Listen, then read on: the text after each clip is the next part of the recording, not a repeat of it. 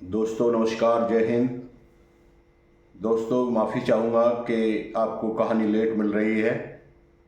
थोड़ा सा बिज़ी होने की वजह से आपकी सेवा में नहीं आ पाया, लेकिन फिर से आपकी सेवा में हाजिर हूँ।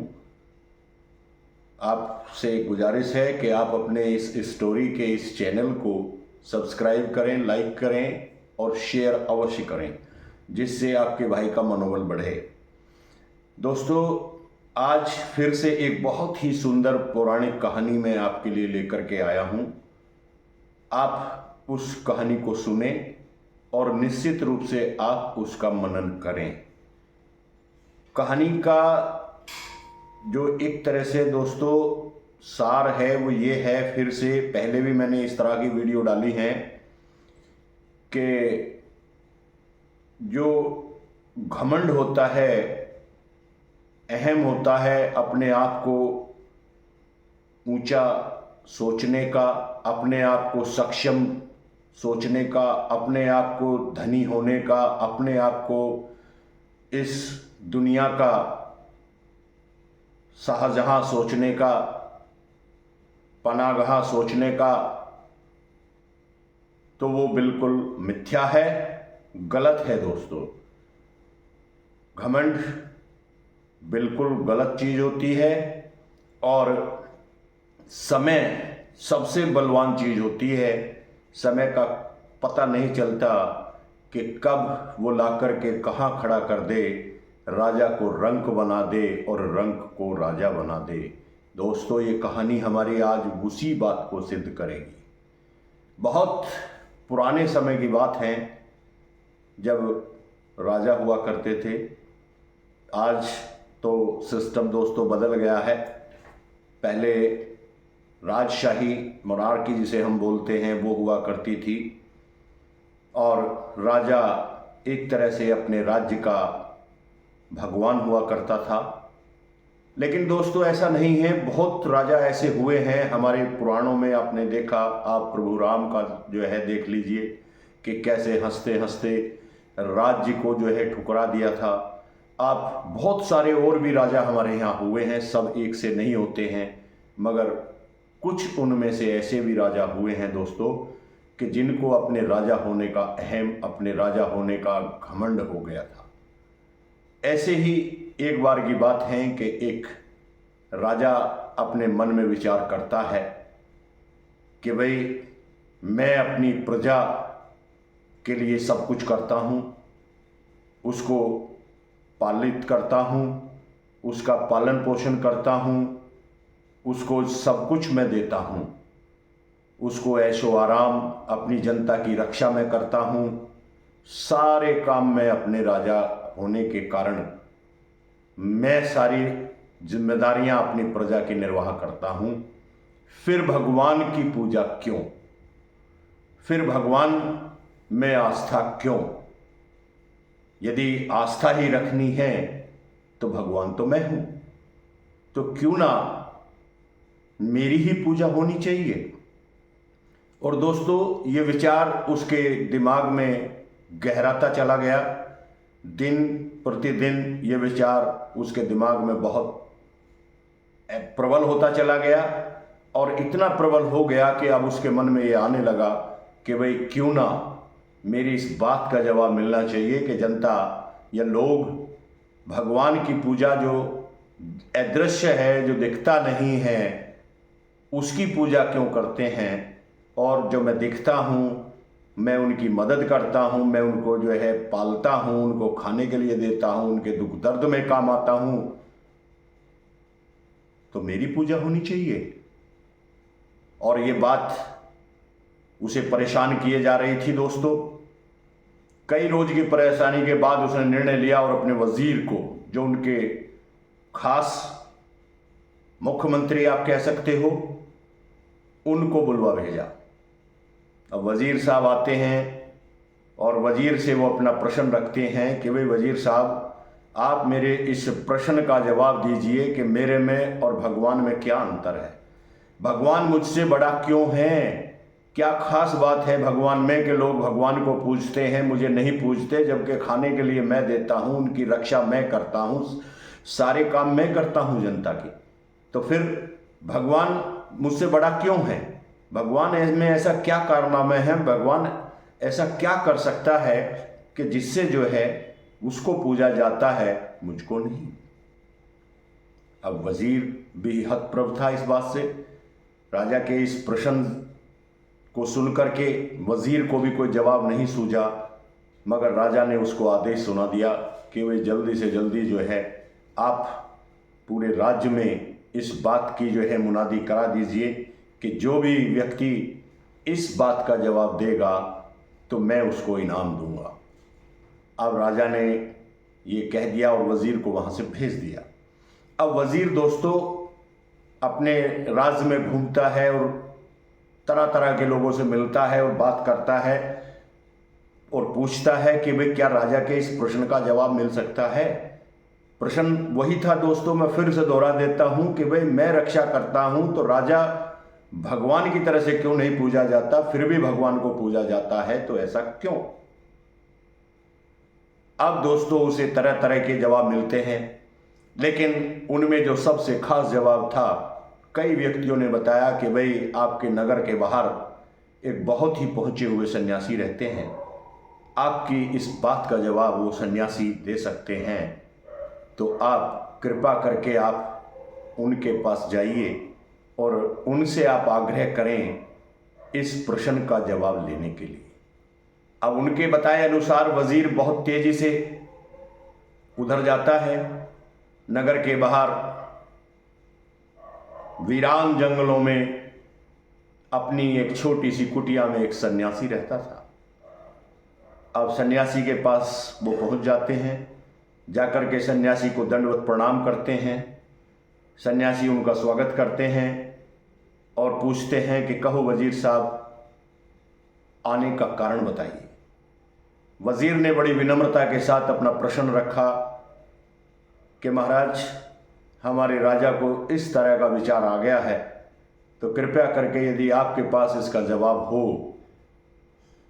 कि भाई राजा क्यों नहीं पूजा जाता, राजा को भगवान क्यों नहीं मानते लोग, तो आप कृपा करके उसका जवाब दे दीजिए। सन्यासी ने कहा कि ठीक है वजीर साहब, जवाब मेरे पास है, मगर ये जवाब मैं राजा को ही दूंगा। अब आप घर जाइए और कल सुबह में स्वयं दरबार में हाजिर होकर के राजा को इस बात का जवाब दिया जाएगा। अब वजीर साहब लौट जाते हैं और जाकर के राजा को सन्यासी का जो आग्रह था वो सुना दिया जाता है। अब राजा भी पूरी रात नहीं सो पाते हैं कि भाई कल सुबह सन्यासी आएगा दरबार में और मेरी वो इस बात का जवाब देगा। और उनके अनुसार, कहे अनुसार रात बीत जाती है और सुबह सन्यासी दरबार में हाजिर हो जाता है। राजा का दरबार सज जाता है, सभी दरबारी उपस्थित हैं, जनता भी उपस्थित है और सन्यासी भी उपस्थित है राजा के प्रश्न का जवाब देने के लिए। अब राजा ने पूछा कि सन्यासी जी, संत जी, पहले राजा उनको दंडवत प्रणाम करते हैं, उनका स्वागत करते हैं और फिर अपना प्रश्न रखते हैं कि क्या आप मेरे प्रश्न का जवाब दे पाएंगे। सन्यासी ने कहा, निसंदेह राजन, निसंदेह मैं आपके प्रश्न का जवाब दे पाऊंगा, लेकिन उससे पहले मेरी शर्त है। अब जैसे ही शर्त कहा तो राजा चौंक जाता है, कैसी शर्त है? राजा शर्त के बारे में पूछता है। सन्यासी कहते हैं कि आपको जो मैं कहूँ मेरे कहे अनुसार आपको करना होगा। राजा ने सोचा कि भाई क्या ज़्यादा से ज़्यादा धन दौलत मांग लेगा, ज़मीन जायदाद मांग लेगा, राज सिंहासन मांग लेगा, इससे ज़्यादा क्या करेगा सन्यासी, लेकिन मुझे जवाब तो मिलेगा। तो सन्यासी की बात को स्वीकार कर लेते हैं राजन, और राजा बोल देते हैं कि सन्यासी जी, आप जो कहेंगे मैं वही करूँगा, बोलिए क्या करना है।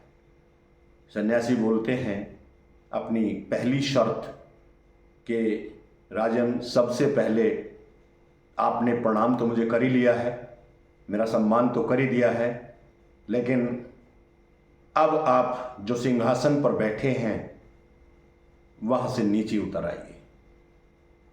राजा कहे अनुसार सिंहासन से नीचे उतर जाते हैं दोस्तों। उसके बाद सन्यासी स्वयं जाकर के सिंहासन पर बैठ जाते हैं। अब सभी दरबारी जनता ये सब देख करके चौंक जाते हैं कि ये सन्यासी क्या कर रहे हैं। ये तो बहुत ही एक तरीके से दुस्साहस कहा जाएगा कि राजा को उतार करके स्वयं राजा के सिंहासन पर आसीन हो गए हैं सन्यासी। तो ये किस उद्देश्य से इन्होंने ऐसा किया है? क्या इनको अपनी जान का डर नहीं है बिल्कुल भी? लेकिन राजा दोस्तों कुछ नहीं बोले, बड़े शांति से ये सब देखते रहे। अब सन्यासी सिंहासन पर बैठे हैं, सभी लोग उनको देख रहे हैं दोस्तों। उसके बाद राजन ने कहा कि प्रभु अब मेरे प्रश्न का जवाब दीजिए। सन्यासी ने पुनः एक बार कहा कि अभी नहीं। राजन, जो ये आप पोशाक पहने हुए हैं, ये पोशाक मुझे भी दे दीजिए, मैं पहनूंगा इनको।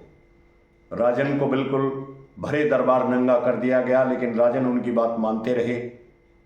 अब सन्यासी ने अपना वो सारा आवरण, वो सारे वस्त्र उतार करके राजा के वस्त्र पहन लिए। और तीसरी बार राजन ने फिर आग्रह किया कि अब तो आपके कहे अनुसार मैंने कर दिया है, आप बताइए। सन्यासी ने फिर से एक बार अपनी मांग रख दी कि राजन, अभी जो आपने सर पे जो ताज, जो मुकुट, हीरो से जड़ा हुआ जो मुकुट पहन रखा है, इसे भी आप मुझे दे दीजिए। अब राजा ने सोचा कि वे जब वस्त्र दे दिए हैं, सिंहासन दे दिया है, तो इसमें क्या जाता है, जवाब तो लेना ही है। दोस्तों, राजन बड़ी खुशी खुशी अपना मुकुट उतार करके सन्यासी को सौंप देते हैं और सन्यासी ने उस मुकुट को पहन लिया और पहन करके राजा के सिंहासन पर आसीन हो जाते हैं। अब राजा फिर से प्रश्नवाचक मुद्रा में जैसे ही सन्यासी की तरफ देखता है तो सन्यासी उसको बोलते हैं कि राजन, आपको आपके प्रश्न का जवाब अभी मिला नहीं है क्या? जवाब तो मैं दे चुका हूं। राजा ने कहा, क्या जवाब है? मैं तो समझ नहीं पाया हूं क्या है। तो सन्यासी ने कहा, साधु ने कहा कि राजन, यह अंतर है तुम में और भगवान में। भगवान जिसको चाहे उसको वो बना सकता है जो वो कभी सोच भी नहीं सकता। जैसे कि आप देख रहे हो, आप अभी कुछ पल पहले, कुछ क्षण पहले आप एक बहुत बड़े राजा थे। आपके बड़े शानदार वस्त्र धारण आपने किए हुए थे, हीरो का जड़ित मुकुट आपके सर पे था, और मैं एक बिल्कुल सन्यासी, बिल्कुल जो है दो कपड़ों में था, जो बाहर एक बहुत छोटी सी जंगल के बीच में कुटिया में था। और आज मैं आकर के आपके सारे वस्त्र, सारे आपका जो है मुकुट, सारा जो है राजकाज का वो मैंने ग्रहण कर दिया है और मैं सिंहासन पर हूं आपकी जगह। ये भगवान ही तो कर रहा है। अगर भगवान नहीं होता तो ये कैसे हो सकता था? क्या आप कर सकते हो? भगवान के सिवा तो और कोई नहीं कर सकता। तो सन्यासी ने दोस्तों राजा को यह समझाया कि भगवान वो कर सकता है जो आप सोच भी नहीं सकते। भगवान एक सन्यासी को राजा बना सकता है और एक राजा को बिल्कुल एक भिखमंगा बना सकता है, राजन, जैसे आप इस समय मेरे सामने खड़े हो। ये सुनकर के राजा ने अपना मस्तक सन्यासी के पैरों में रख दिया और अपनी गलती के लिए क्षमा मांगी कि वास्तव में भगवान भले ही अदृश्य हो, लेकिन ये सब उसी की वजह से हुआ। मैंने तो सोचा भी नहीं था कि मैं इस तरह से नीचे आ जाऊंगा। अपने एक जवाब पाने के लिए, अपने प्रश्न का एक जवाब पाने के लिए मैं एक सन्यासी की तरह से हो जाऊंगा और एक सन्यासी ठीक मेरी जगह ले लेगा। तो दोस्तों, कहानी का अंत यही होता है। कैसी लगी आपको ये कहानी? इसके सार से आपको क्या शिक्षा मिलती है? यही कि भाई आपको जीवन में कभी भी अपनी उपलब्धियों का अहम नहीं होना चाहिए। यदि आप उपलब्धियां भी करते हो तो वो सब भगवान के आशीर्वाद से ही करते हो। यदि आप कोई ऊंचाइयों को छूते हो तो बिना भगवान की इच्छा के आप ऊंचाइयों पर नहीं पहुंच सकते हो। आपको अपनी ऊंचाइयों का, आपको अपनी उपलब्धियों का कभी भी घमंड नहीं होना चाहिए। कभी भी आपको ये नहीं सोचना चाहिए कि आज आपको गाड़ी बंगले, आपको ये सब कुछ मिल गया है तो आप भगवान हो गए हैं। भगवान तो हमेशा बड़ा है और बड़ा ही रहेगा। तो दोस्तों, आज की कहानी खत्म होती है। कल फिर कोशिश करूँगा आपके लिए एक अच्छी सी कहानी लाने के लिए। आपको अच्छी सी कहानी सुनाने का प्रयास दोबारा से होगा। तो दोस्तों, बने रहिए, हमारे चैनल को नियमित रूप से सुनते रहिए। आपको वास्तव में बहुत शिक्षा मिलेगी। धन्यवाद। जय हिंद दोस्तों।